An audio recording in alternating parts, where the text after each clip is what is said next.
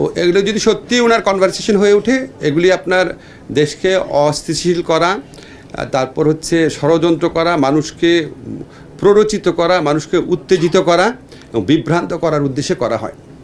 আমি এর আগেও বলেছি যে সত্যি অনেস্টলি বলতেছি, কোনো রকম চালাকি না, কোনো সরকারের উপদেষ্টা হিসাবে না, এখন সাধারণ মানুষ হিসেবে মনে হয় আওয়ামী লীগের নেতৃবৃন্দে জিজ্ঞেস করা উচিত, আপনি আপনার বৃহত্তর পরিবারকে নিয়ে কাউকে না জানিয়ে যেভাবে পালিয়ে গেলেন, আর আমাদের যে প্রতিনিয়ত উস্কান এই বিক্ষোভ করার জন্য, উস্কানিমূলক কাজ করার জন্য, সন্ত্রাসমূলক কাজ করার জন্য, এই ব্যাপারে আপনার নিজের ব্যাখ্যা কী?